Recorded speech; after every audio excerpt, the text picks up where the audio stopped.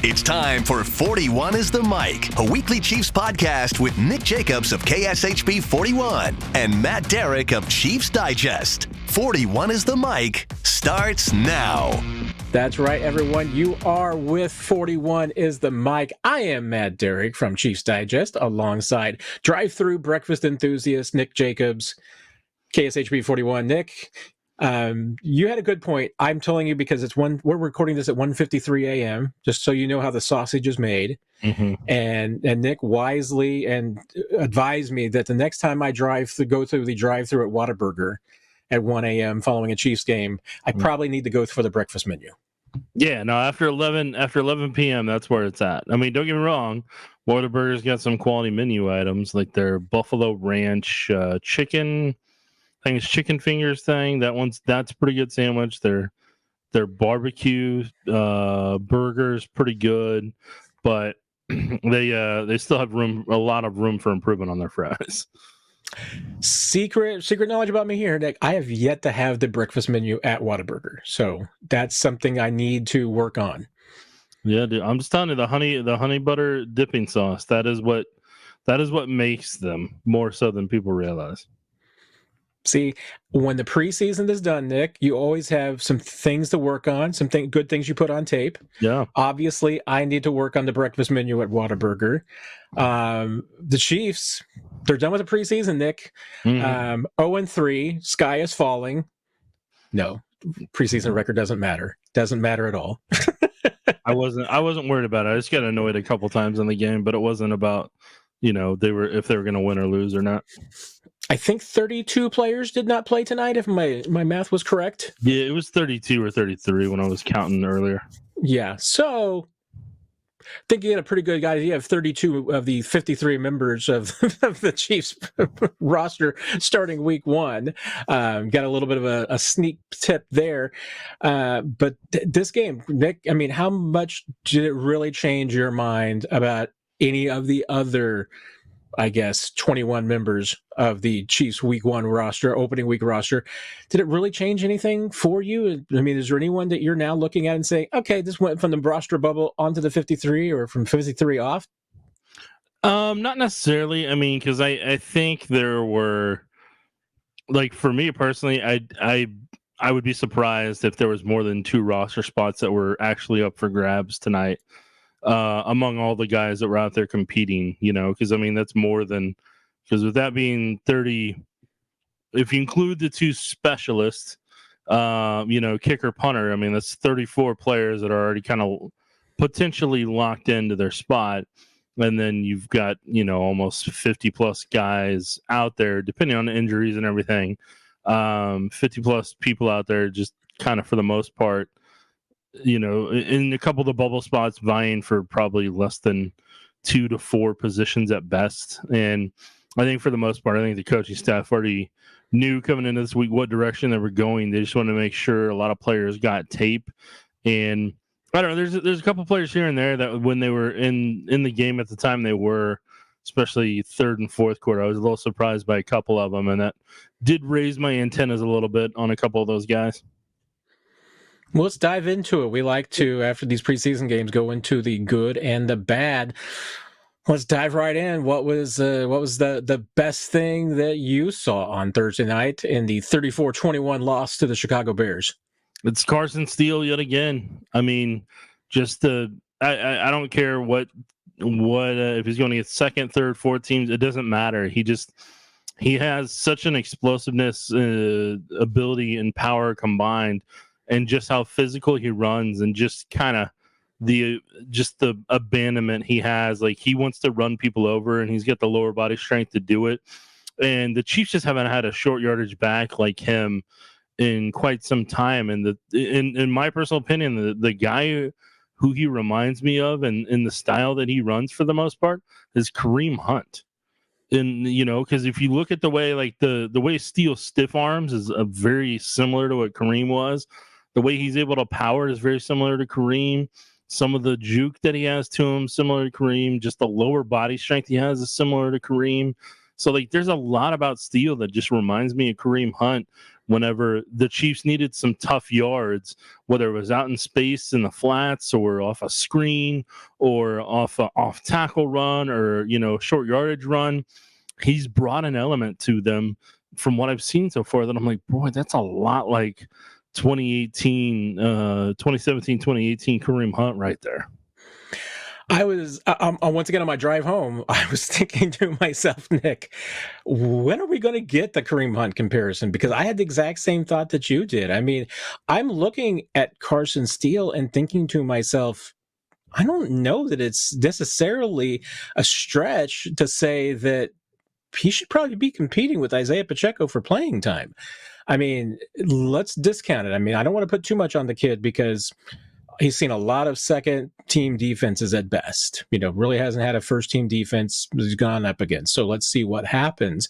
But there's a fair comparison there. I mean, both MAC running backs and Carson Steele ran through the MAC for a few years. I mean, before he went to UCLA. So it's not like this kid just come out of nowhere. I mean, he was an absolutely beast as a featured back in the MAC, just like Kareem. And frankly, I mean, more productive than Kareem Hunt was in some ways in the MAC.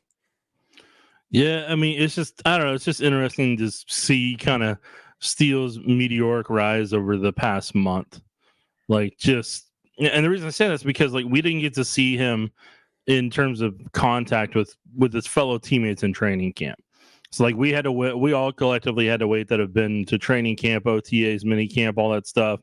The one thing you could always see about Steele was he would finish plays, as you and I would talk about, if you go back to our Chiefs rookie camp and just how he was running each time, finishing like Eric Bieniemy would have loved whenever Eric Bieniemy was here, and continuing to run all the way to the end zone and back to get that level of conditioning, and never cut corners, never skipped out on something. He made every rep count when he was out there, but we never got to see when he made contact and when he had shoulder pads what type of back was he, and that's what's put him over the top this past month is we finally got to kind of watch him as a runner in person and what he was about. And so, I mean, that's why he's become, for some people he's become popular because of the whole alligator crocodile story. But I mean, for football, football minded people that are more worried about that, just that lower body strength and power, man. They haven't had a short yardage back like him in a while. And I don't care if it's first, second, third, fourth team. It doesn't matter. He's got lower body leg strength that can get you that yard when you need it, and you don't have to worry about it. The one thing I'm hoping that we can maybe put to bed, and maybe this game is the one that can put it to bed, we can just stop dealing with the narrative that Carson Steele's a fullback. He's not a fullback. He's a running back. He's a featured back. That's what it is. I mean, and if anything, the Chiefs might even use him in a blocking back scenario. But honestly, if he's going to be in the backfield on short yardage, he needs to be getting the ball, and Noah Gray needs to be the fullback in that situation. It's not Carson Steele being the fullback for somebody else. Yeah, no, I don't personally see him as a fullback. He's, before you kind of got this envision that he was kind of like a Mike Allstott just because of the way he was running, but the explosiveness that he showcased against the Bears and some of it that he showcased against the Jaguars in week one, some of that was a Kareem Hunt ability in his prime. Yeah, that run to the end zone that just about got in was a piece of work. That was very, very impressive. I'm going to give a hat tip down the line to a guy who's not going to make the 53, but a guy that had a great night for him, and even got a shout out from Andy Reid. Ian Book had the best performance that he's had so far as a Kansas City Chief, and I need to give him a salute because I've been very hard on Ian Book. I've not that we've had a lot of time to talk about him, but I just haven't been real impressed by what we saw during training camp or some of the preseason games, even though I think that during the preseason games, for the most part, he was running for his life because he didn't get a lot of protection. Tonight, got a little bit of protection, and lo and behold, Nick had a couple of touchdown passes, had the big play to Montrell Washington, whom, by the way, I still think is just criminally underrated in this town, but your mileage may vary. Ian Book got it done, had a nice little performance for himself. put some good work on tape for whatever team he's on next. Yeah, as long as I don't have to continually watch it in Kansas City, that's all I ask. Sorry, I'm just being honest. Like, you're still being hard on Ian Book. He's a frustrating player to watch. I wish tonight he did what I've wanted him to do through training camp, which is just throw the freaking ball. Get rid of it. Throw it. There was nothing more maddening than watching Ian Book scramble during training camp practice. It was when just throw the ball. Find out what you can get away with. Find out what you can do. That's what Andy Reid's the greatest coach to have during a training camp practice because he doesn't care about turnovers. He doesn't care about interceptions. Just throw the ball and see what you can do. Chris Oladokun figured that out. And Chris Oladokun had a couple chucks tonight that were very just reminiscent of what you can do in an Andy Reid offense when you just realize that all you need to do is just chuck the ball. Yeah, Chris also. I'll talk about Chris a little bit later. He had a couple of rough moments too, though. He had more than a couple rough moments. Anyone else standing out for you tonight as far as on the good side of the ledger and what was overall kind of a rough performance? I would say, I mean, I'm going to take the easy one here yet again, but Jaden Hicks again had some moments, whether it was on special teams or how much they had him out there. And then that one deflection he had right there, that kind of stopped the touchdown and everything. Like I was hoping that they'd hide his helmet sooner rather than later, because I think that they can use him in that Ravens game and that Bengals game and really kind of give some opponents some fits. But I understand they want to get him a lot of work. And I know they wanted to get Jalen Watson a lot of work tonight, and he started cramping up there at one point because that's the most snaps and most he had done during training camp. So I totally get that. So, I mean, I'm not going to knock him either way if he bit on the play fake on the one play early on or some of the other things, but that's the most amount of snaps he's got in the entire training camp. So like they really did need to knock the rust off for him. Yeah, I mean, it's borderline for me, Nick, of almost putting Jalen in my good category because he did exactly that. He got the rust knocked off. He showed that he can tackle. He had 7 tackles on the night and actually led the way for the Chiefs.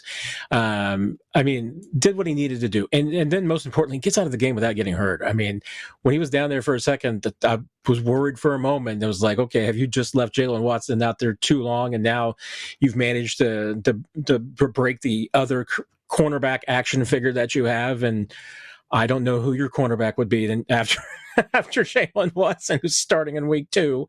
But no, it doesn't look like it's just cramps, so it doesn't look like it's anything of note. But you got what you needed out of him. Now you can go into week 1.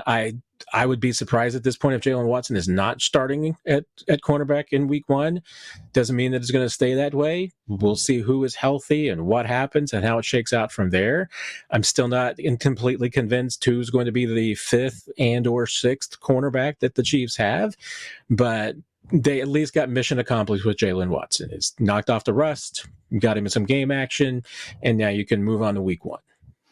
Yeah, and like that's what's crazy right now, whether it's the receiver position at 5, 6, and 7, what they may do there, if they have 5 and 6, or if they have 6, or they have 7. Like that one's still a big question mark, I think, for a lot of us, that we don't know how it's going to go outside of the people at One Arrowhead Drive. And then also what's going to happen at corner. Who's going to be the second corner? Who's going to be 5? Who's going to be 6? Is there going to be a 6? Like it's just interesting how much of an unknown those spots are. But I mean, we'll talk about the bad here in a minute. Before, I don't want to wander too far into that, but is there anybody else that stood out for you there, Matt? I have one that's going to fall into both categories. Yeah. So if we're ready for a transition, I'll throw it in there. Yeah, go for it. You know what? In the first half, Kadarius Toney made me think for a moment that he needs to be on this 53-player roster in some way, shape, or form. Because he was the one guy that was consistently getting open. He had a couple of nice little connections with Chris Oladokun. And I'm sitting there in the first half, Nick, and having a legitimate conversation going through my head. How can you leave this guy off the 53? It's Kadarius Toney. He's a former first-round pick. Chiefs still believe in him. He can still make some plays. And then I just watched him watch an interception happen right in front of him, and it was like, that's why you can't have him on the 53-man roster. It was the full Kadarius Toney experience on Thursday night. You got the good and the bad, and there you have the facts of life, Nick. That's what Kadarius Toney is. Yeah, I mean, there was one early on, the 4th and short that the Chiefs had there. I want to say, can't remember if it was first quarter or when it was, but the Chiefs had a 4th and short that like they needed to convert there, and he completely missed his block. And like that's the guy who came through and stuffed Deneric Prince in the backfield. And I'm like, well, there's one. And then he catches that, the crosser over the middle, I believe. And then you're like, there's the Kadarius Toney. And then I reminded myself at the time, I'm like, well, he's going against like 2 3s and 4s. So it's not like he's going against the best of the best right now.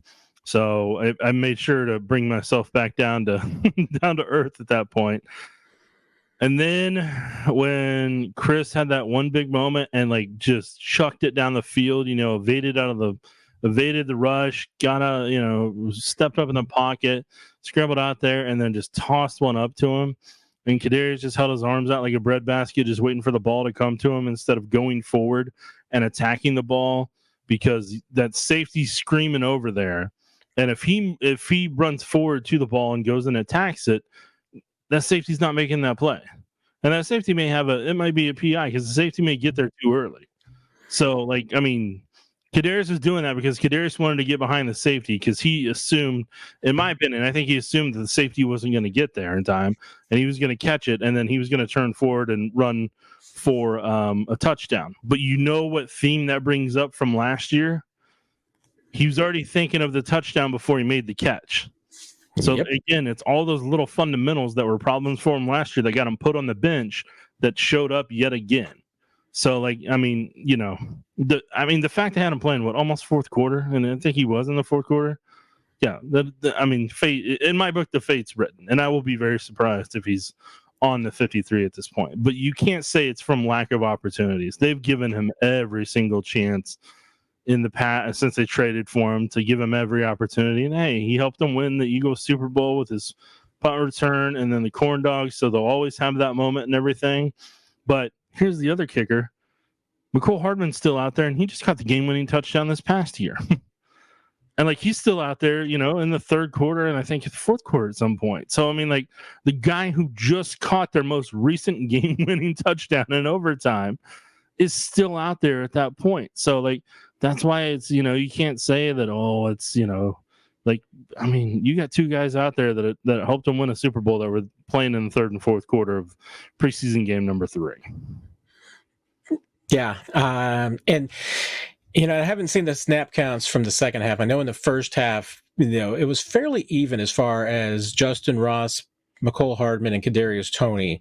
But those 3 receivers felt different as far as the workload, because with Moore and Ross, it really felt like, okay, here's 2 guys who are probably going to be your 6th and 7th receivers who are getting a ton of work because they may not get consistent work from week in and week out. And you want to try and get them as many snaps as you can right now because they may not get this many snaps in it. They probably won't get this many snaps in the game. They might go a couple of weeks without this many snaps. Mm-hmm. But it sure felt like Kadarius Toney, rather than getting just the body of work because he's going to be a backup, this was, hey, all 31 NFL teams, here's Kadarius Toney. Take a look at this in case you want it on film because he's available.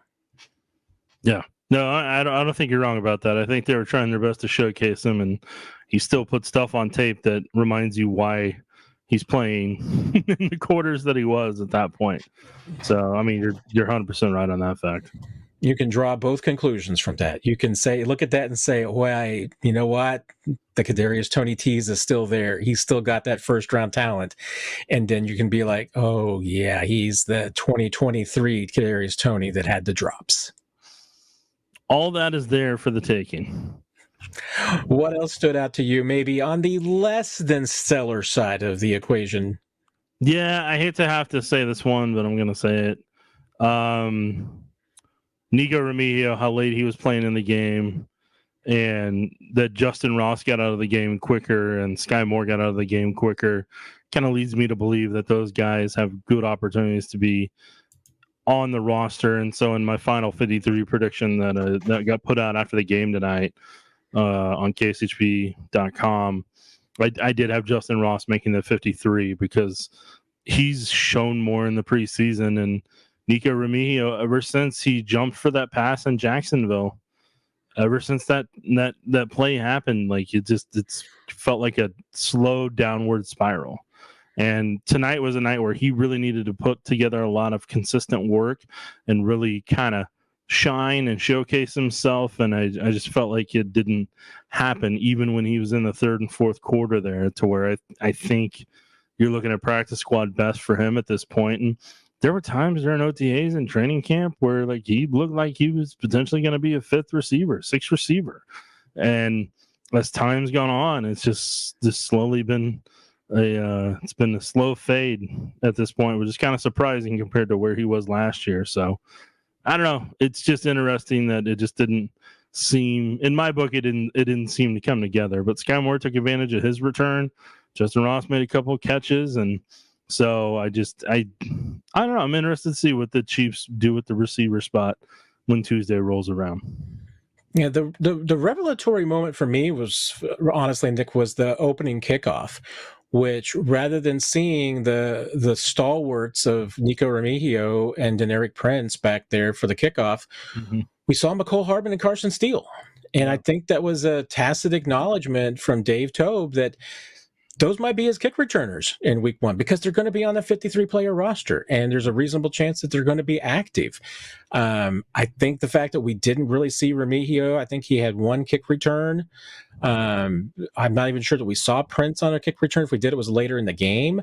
But I think that's an acknowledgement that, I mean, as much as Dave Toub seemed to think that those were his two best returners through training camp in the preseason, tonight it was at least an acknowledgement that he's probably not going to have those two guys. That maybe they might both end up being on the practice squad, because Deneric Prince, obviously, I don't think it's a lock that he's on the 53-player roster. I'm working on mine. I'm going to have what I would say is my penultimate, because any information that we get over the next couple of days about injuries, especially about some of the veterans and what we see Monday and Tuesday at practice, could certainly still influence my thought process. There's some guys that, especially some maybe bubble players, that if they end up on injured reserve or going on IR Tuesday even, changes how the 53-player roster could look. Injuries can still affect that. But I just can't, I don't think I can make a place for both of those guys, if for no other reason than Dave Toub seems to acknowledge might not have them. And who's going to be his kick returners? Well, I think Mecole Hardman is absolutely going to be one of them. He certainly seems to be on the roster. Is Sky Moore going to be one of them? He and Carson Steele are probably the other two in the mix, I think. Yeah, I think you said those are their three primary returners right now, and that's where they've got the most bang for their returns in terms of creating a spark and getting good to great field position for them. Yeah. What else? Anybody else? I mean, we talked about Chris Oladokun's unfortunate rough night. After having a perfect passer rating last week, Nick, I mean, I do feel bad for Chris. I mean, as we've acknowledged before, we're not supposed to have favorites. We're supposed to be objective. I've acknowledged I am a complete and total Chris Oladokun apologist, however. Couple of bad throws, couple of bad breaks, one blitzer that nobody accounted for. Wasn't Amani Bailey's fault because there were two blitzers on one play, and Bailey picked up one of them. He just couldn't clone himself and split himself in half to pick up two of them. So, yeah. So I mean, on that play specifically, the Bears actually put a little bit more complex blitz out there than what not really fair in the preseason, Nick. I mean, let's face it, not what you normally see in the preseason. So I mean, in an ideal world, what you do if you know that that's coming or you see that, you would have had everybody slide to their left. Because what ended up happening is the left defensive end dropped in the zone. They were showing two backers in both A gaps, and they looked like they were going to blitz there. So, but then they dropped one of them in the zone. And then they had the defensive tackle that was in between the center and right guard, had him loop out to take the right tackle, but he pulls the right guard with him. So in doing that, you've now Amani Bailey's going to have to take first threat inside, which is typically what you do in pass pro. So he takes the first one, and then that leaves the blitzer that was either the safety or the nickel cornerback, I think, who came through that B gap, because the tackle, how wide the tackle went, the end took the tackle up, created that that gap to be able to come through. So nobody necessarily did anything wrong. It's just the only way that you're being able to account for that is either quarterback's just going to have to see it and evade it, or you're going to have to slide protection to the left. But you don't necessarily know that that's going to happen until the end drops back in the zone. So, that was a good blitz call by the Bears. And normally when you've got your third team offensive line out there, the last thing you're worried about is trying to slide protection to the left and make additional adjustments. I mean, there's old school football, traditionalists in the third preseason game who would say that that's maybe a little underhanded. I mean, if I'm Steve Spagnuolo, I might have just after that, on the next drive, I might have just sent Jaden Hicks to just go out there and blitz your third string quarterback and see how you like it. But I wouldn't have done that because you want Hicks to be ready for Baltimore. No, you don't. Absolutely. Put him and Carson Steele in bubble wrap from this game and wait until week 1. It wasn't all the biggest action, frankly, from Thursday night, Nick, wasn't even on the football field. It was in the front office or wherever the deal was done. Now, Brett Veach still not technically done, according to Veach's interview. Veach says pen is not the paper yet, but word is that Creed Humphrey and the Chiefs have agreed to a 4-year extension worth reportedly $72 million. Reportedly $50 million guaranteed. I say reportedly because the devil's in the details. The $50 million probably a practical guarantee. We'll see what was guaranteed at signing versus guaranteed at injury. All of that fun stuff. What the signing bonus is. Your mileage may vary, Nick, but an important deal nonetheless. I mean, getting one of the big 3 from the 2021 draft class. I mean, the Chiefs want to get all 3 of them done, but getting one of these pieces done before the beginning of the season is a pretty big accomplishment for Brett Veach. Yeah, if I remember correctly, this is probably, outside of Mahomes, this is probably one of the bigger signings from draft classes since probably 2018, to where they've invested big money in them, if I remember correctly. Yeah, I mean, we've gone through this a couple of times about what the extensions for players that the Chiefs have drafted and getting done before they hit the end of their contract, and yeah, there hasn't been many. I mean, Chris Jones is really the only other one, and that was not even a Brett Veach draft pick. So, right. And everybody else that's been done for the most part are all 1-year deals. Mike Dana is really the only other one that got done, and even that was not before the end of his 4th year. I mean, that was after his 4th year before that one got done. So, yeah, I mean, before finally getting an extension done for a rookie one player on his rookie contract. I mean, it's new territory for Brett Veach. He finally got one done.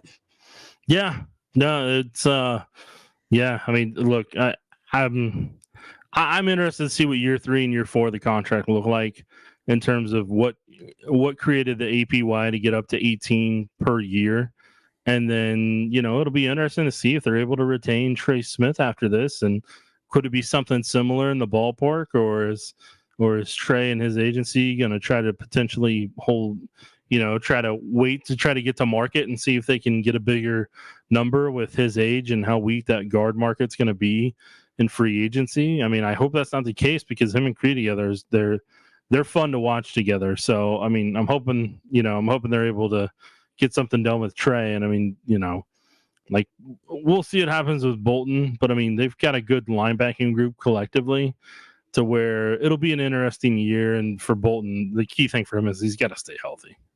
Like, otherwise, you're not going to be able to get big money in a contract here.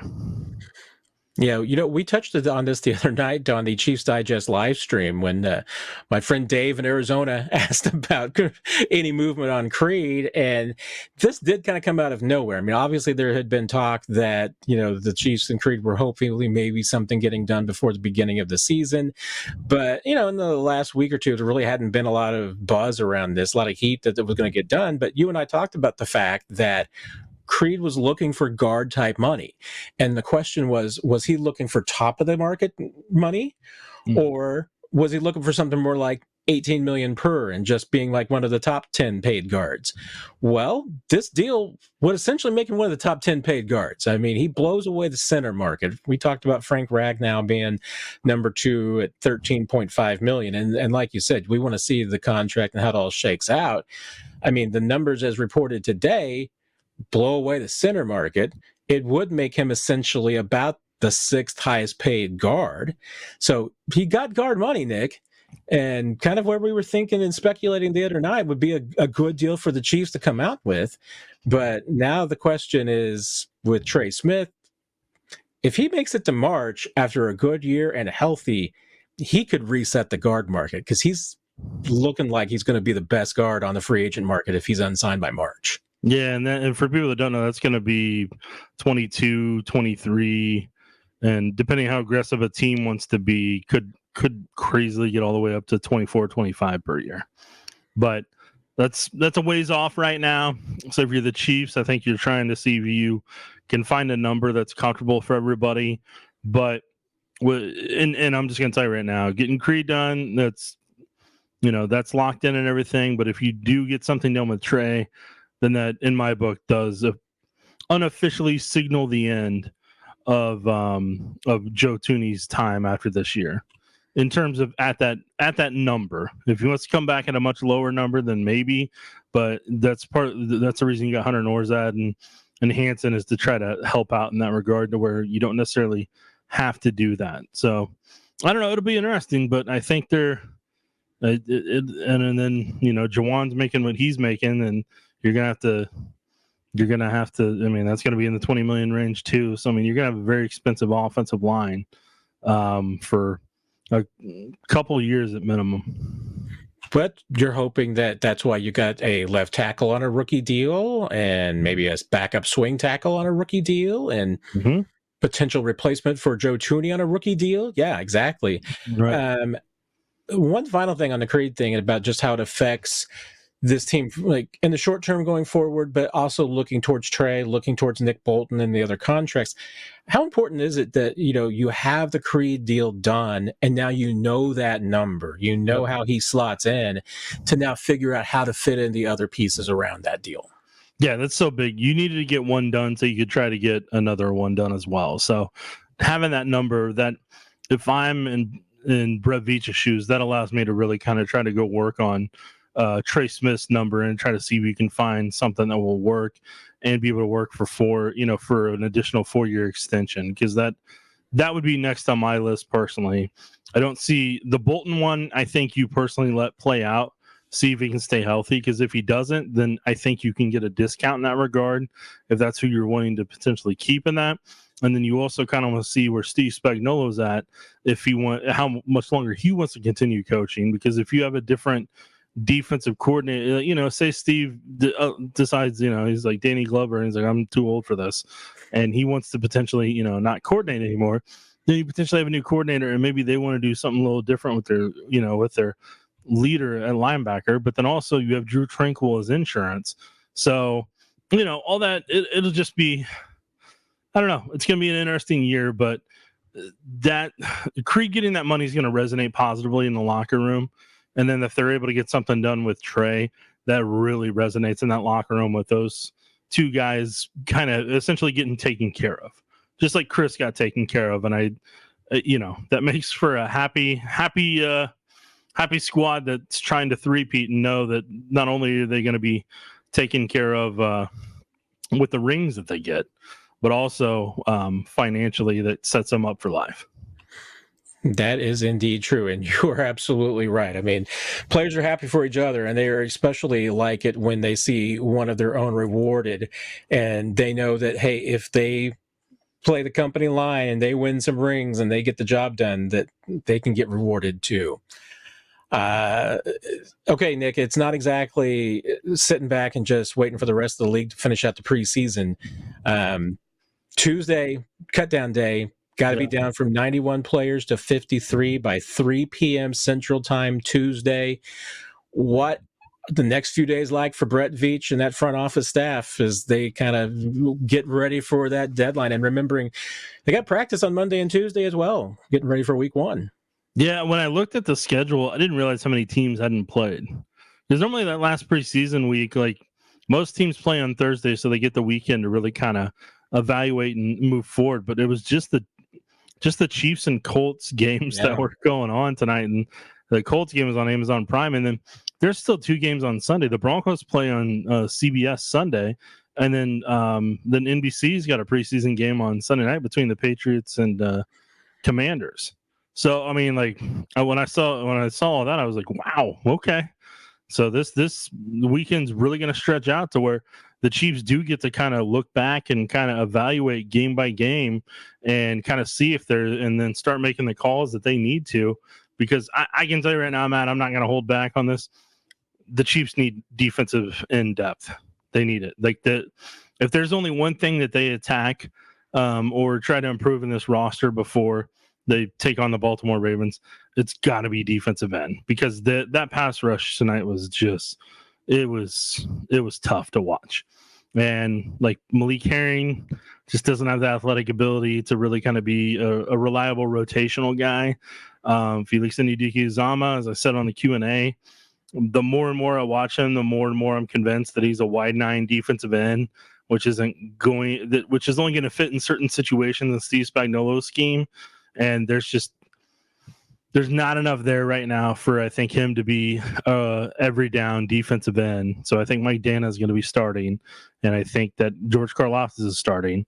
And you've got to find some ends that are not on this roster right now to really be able to help out until Charles Omenihu can come back and rotate in, to where Mike Dana can be more of a rotational guy versus probably having to start on rundowns and maybe even pass rush downs, and maybe you have to rotate Chris around, and just all that combined to try to create a pass rush. So yeah, I mean, the closest thing they've got to an additional reliable rusher is Truman Jones, and like he shouldn't, in my book, he shouldn't be put in that situation. So, but yeah, defensive end is that's the top thing that, man, if they can go out there and find it, they really need to over the next week and a half.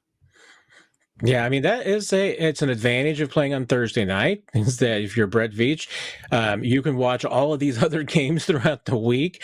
It's not only, and hey, Andy Reid pointed out, I mean, they're going to be watching their own film. I mean, they're going to be breaking down this to, once again, look at their own players, evaluate those last couple of spots, any last minute decisions they want to rethink on the 53, analyze their own players for who they want to bring back on the practice squad, who they want to really focus on, but then look around the league, see what's out there. Remember, the Chiefs being that last number 32 in the waiver wire, you can't sit back and just hope that a guy that you want is going to be available. If the Chiefs want to get some additional depth at the defensive end, if they want to look at another option at cornerback, I think that, hey, with Wanya Morris's injury, maybe they even want to look at some offensive line depth as well. I mean, there's a couple of spots where they could be looking around the league, but you're probably not going to get the guy you want at number 32 on the waiver wire. So if the Chiefs want to add some depth, they're probably going to have to do some wheeling and dealing over the weekend. Yep, no doubt about it. So they better start wheeling and dealing. So they've got some time until Tuesday, and then that's when Tuesday's always, to me, it's the most depressing day on the NFL calendar. I just hate the fact that many guys, I mean, there's players that get cut that day and it's the end of their NFL career. I mean, they're not going to be playing again, won't cast John anywhere else again. For many of them, it's going to have to uproot their families and go somewhere else and hope that they're on the practice squad with another team maybe. I mean, it's an ugly day. And it's a big news day. It's a lot going on. Wednesday morning, when everybody is waived on Tuesday, clears waivers, you can start building a practice squad on Wednesday morning. So it's a crazy 24, 36 hours, Nick. I mean, to follow all the action, and we'll be a part of it. We'll be doing I don't know how much I can rope you into. I know I'm going to be doing a live coverage on Tuesday afternoon of the Cutdowns and analyzing where the Chiefs are at. I know it's your off day, so I'm hoping I can beg you to come in to the Chiefs Digest live stream, and we'll talk about it a little bit, maybe answer some questions. But on Sunday, we're going to come back in your stream. We're going to surprise you with a bonus episode. Yeah, don't tell them what it is. It's going to be a bonus episode. It's all. We're going to have a bonus episode. Got to leave the mystery. On Sunday, a bonus episode of 41 is the mic. So won't be just tonight going over the preseason game. We're going to be back on Sunday.